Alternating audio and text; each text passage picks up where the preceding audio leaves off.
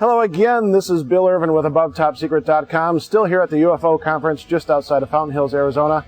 We had a chance to speak with someone a lot of ATS members will really appreciate, Mr. Stanton Friedman. He spoke to us about what he thinks about debunkers and skeptics in the field of ufology. He doesn't like debunkers, but he feels skeptics are important.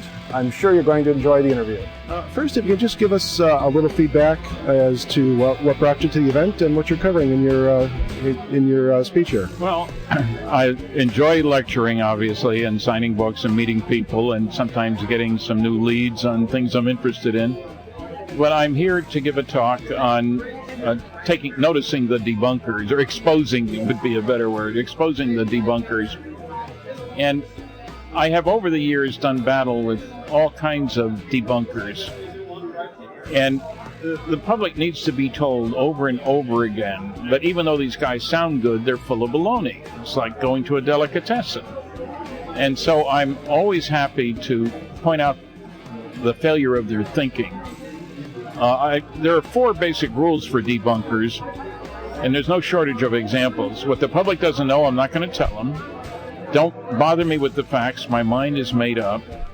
If you can't attack the data, attack the people. It's easier. And do your research by proclamation, because investigation is too much trouble. And so debunking occurs in many different areas related to UFOs. One is from the SETI community. Silly effort to investigate. That's what SETI stands for. And it's funny how they never talk about the 5 large-scale scientific studies that I talk about. They'll tell you there is no data. But I know that they haven't read it because Seth Shostak, for example, and I were at a conference. We were on the Queen Elizabeth II for a week. He heard my lecture. After my lecture, I asked during the lecture how many people have read each of the 5 large-scale scientific studies that I had talked about. After each one, I asked. That's 1 or 2%. He didn't raise his hand after any of them. He did admit on a coast-to-coast program that he has a copy of my book, Flying Saucers and Science, on his nightstand. He didn't say he'd read it. So I think the public needs to know that no matter how smooth these bright guys are, that they're selling baloney. One of the areas, for example, is you can't get here from there. Now, I worked on advanced propulsion system as a nuclear physicist in industry for a number of years. And I hear a lot of nonsense about interstellar travel. For example, one of the people I'll talk about in my lecture on Saturday, Dr. Tyson, who is the head of the Hayden Planetarium. A well-known astronomer, nice guy, sharp guy. I've watched his programs. He pointed out that our fastest craft, the Voyager spacecraft, would take 70,000 years to get to the nearest star, and scientists like to get their data back sooner than that. What he didn't point out is that it's coasting. It hasn't had a propulsion system on it since it left the Earth, and that's about as silly as saying that if you throw a bottle in the ocean, you know how long it takes to cross the ocean, or fly a kite, and that tells you how long it takes to fly. So I think the people need somebody like me who isn't afraid to call a spade, sure, or an idiot, as the case may be. So that's what I'm doing at this conference. I've given a lot of different talks over the years, but there's always the theme of correcting the false impressions that the public gets from people who have a lot easier time getting to the airwaves than I do. You know, Time magazine doesn't cover what I say, unfortunately. So that's what I'm here for. Set the record straight, give specific examples, and make people aware that there is somebody standing up for truth instead of sitting back and saying, oh, the expert has spoken. Sure. You know, our new book, Science Was Wrong, has many examples. That's Kathleen Martin's in my second book. Many examples of smart people saying very stupid things. And you sure see a lot of them with regard to flying saucers. This is not to say that I believe everything a believer says. That's not the question. Sure. But the question is, when you listen to the strongest opposition to the notion that aliens are real, you don't find any solid evidence. You find proclamations, which are wrong. Well, when you mention the working to expose the debunkers, don't you think, though, that there is some valuable debunking? Do you think that it exposes a lot of the fakes that are out there?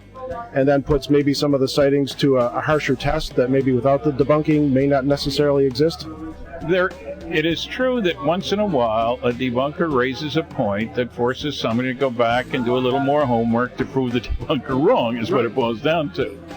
But they also have the untoward effect of scaring people away from speaking out publicly. Definitely. And, you know, the laughter curtain is real, like the Iron Curtain used to be for your older audience. So I think we could live very well without them. All of them, or maybe don't you think there's some well-intended people that maybe come across as debunkers, but they're really trying to give a skeptical look at the sightings? There's a difference between a skeptic and a debunker.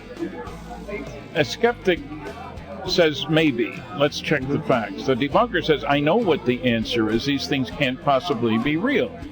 And if his first explanation doesn't work, well, let's try a second one. And if that doesn't work, let's try a third one, because we know what the answer is. Skepticism we need, no question. Debunking we don't need. I don't think it serves a useful function, other than for the person making the noise. Sells more books, gets more radio and television programs. I mean, I've done a couple of shows with Bill Nye, the science guy. Sure. And I can't see what good comes out of his nastiness and his ignorance. Well, it's for entertainment purposes. I guess. That's what he's all about. Not science, that's for sure. So you see a demarcation between debunkers and skeptics? Yeah, I'm a skeptic. I have exposed a number of people who haven't been telling the truth. Bob Lazar, for example. And some of Colonel Corso's proclamations. Sure. And other people. I've shown that there's over 100 phony MJ-12 documents. Yeah. By looking carefully, by visiting archives, by checking things out. I've talked to the families of all but one of the members of MJ-12, for example. Talked to people who worked for Truman all the time he was at the White House to get a handle on how things worked there. So, yeah, there is work to be done. I find that I do have to spend time exposing, call it fraud, lies, wrong information, false claims. Yeah, they're out there. But there is a way to approach that. You don't just say, well, obviously that's nonsense. If you listen to Kathleen Marden's paper here about the conundrum of alien abductions, you find that we have people saying totally wrong things about the Betty and Barney Hill case, for example. And somebody has to say, hey, that's not the way it is. And remember that, well, for example, one of the strongest debunkers there is Dr. Susan Clancy, PhD from Harvard, no less, who seems to get everything wrong in her book. But because of her status, she's listened to. She had a lot of time on Peter Jennings' mockumentary. So somebody has to stand up who has some credentials and can stand the nonsense that these guys put out. And has thick skin. Well, yeah, thick skin goes with the territory. Yeah, I was in high school debating. I learned a couple of things. One is don't lie, stick to the facts. The second is know your facts, know both sides of the story. So you know what arguments the other guys can make, and you're ready for them. Don't depend on chance. Maybe he'll say